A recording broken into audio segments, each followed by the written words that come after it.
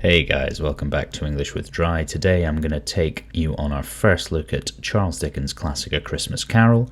We're going to focus specifically on the beginning of Stave 1 and how Ebeneezer Scrooge is described to the reader.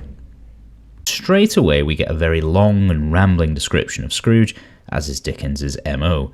The first thing we hear about him is that he is tight-fisted, or a tight-fisted hand at the grindstone.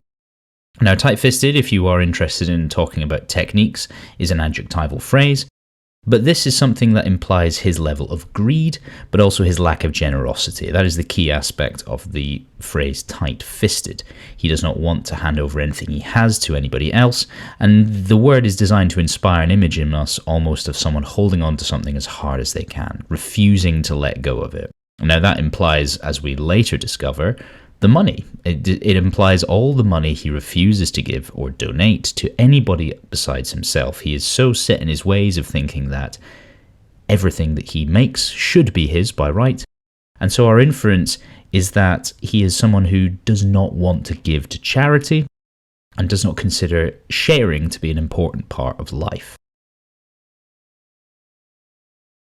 Now, in the second sentence here, we get 5 present participles in a row: squeezing, wrenching, grasping, scraping.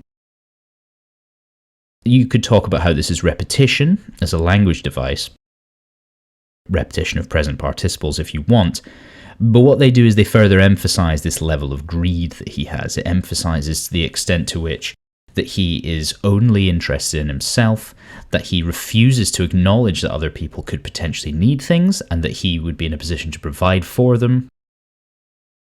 But what is important here, and if you want to get the higher marks for AO2, is that each word has its own specific connotation, which illuminates a different aspect of his selfishness. So let's take each one as they are. So squeezing. We think of somebody, squeezing the last toothpaste out of the roll, for instance. Well, or at least we would think about that now. But the idea is that he is aiming to squeeze money out of everyone he can. Now, that implies a level of unpleasantness. The idea not just that he wants things that are coming to him personally, things that he deserves, but that he wants to try and get more out of things. He wants to try and get more money out of people who he deals with, the debtors who owe him money. He wants more. Wrenching is similar, and if you do the Love and Relationships poetry anthology, you'll remember the word wrenched from Walking Away.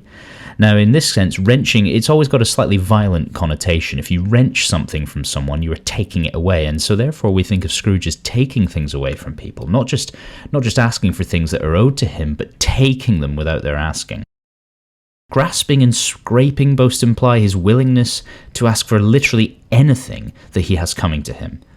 And then the final word, clutching, is the most important. Clutching links to the word clutching, which is used, or clutched, in the 5th stave of this book, but we'll come to that later. But it is something that implies desperation. Now, in this sense, the idea is that it's desperation for money. It's more than just a need, it's more than a want, it's more than a desire. It's absolute pure desperation for things. The idea that his own possessions are the most important thing to him, and he refuses to gift them to anyone. As we move on, there's the simile, hard and sharp as flint.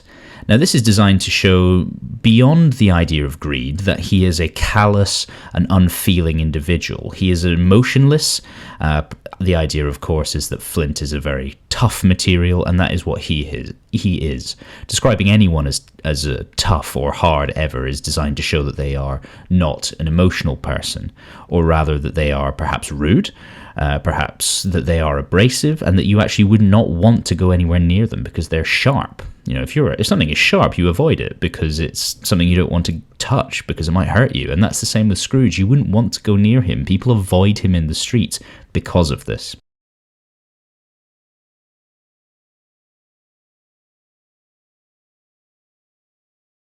Of course, the most famous simile in this, probably, and the one that maybe most people remember most easily, is that he's solitary as an oyster. This is another simile. The idea we have here is that he is both tough and unfeeling, but perhaps maybe gentle and soft on the inside, if we take it into its second level of meaning. Solitary is when someone is on their own, and so therefore we get the idea he's lonely. That shouldn't be a surprise, given how mean he's presented as. But if you're solitary, It could be that you were doing it out of choice. However, it might be that this is something that is imposed upon you. Who knows? Obviously, we will find out that there's a fine line. But the other similarities with an oyster is that there's a very hard, rough shell. Again, this suggests that he is an unfeeling man, someone who actively tries to make you go away from him to protect himself. Now, that idea of self-protection is key, especially as we discover later on that he is emotionally damaged, and this is partly why he is the way he is.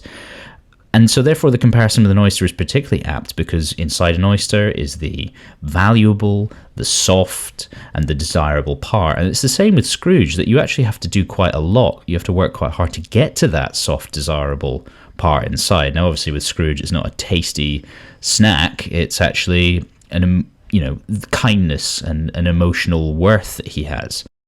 But it implies that he must be worked upon, and that's the premise of the book, that we work upon him to try and make him a better person. And it suggests that the generous person that he could become, the person of value, obviously what's inside an oyster is worth an awful lot to a lot of people, and that's the same with Scrooge. We then have an extended metaphor of the idea of the cold that is naturally within him. Now, obviously, the cold within him is meant metaphorically to mean his emotional coldness, the sense that his feelings are cold, what is inside him is cold. Now, always coldness implies frigidity, which implies that someone is not wanting to engage emotionally with someone else. It's usually used to mean someone who is basically quite unfeeling and mean, and again, that's a fitting description of him. Now, this cold within him froze his old features, and we hear about all the ways in which the cold inside him affects him, and it's almost like that this emotional detachment is making his life worse, and that becomes a key theme of the book, that he has actively missed out on life because of how shut off he is to the advances or to the wills or to anything about other people.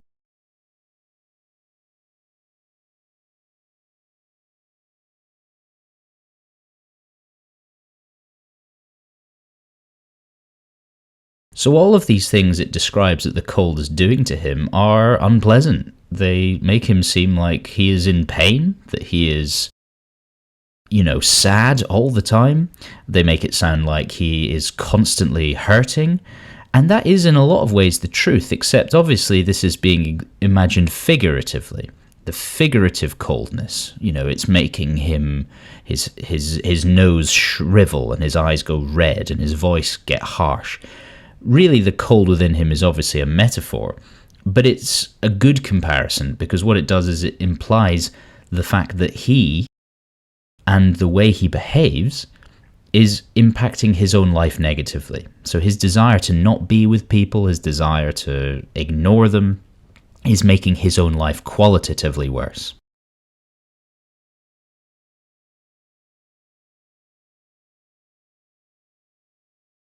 Indeed, Dickens continues, he carries his own low temperature always.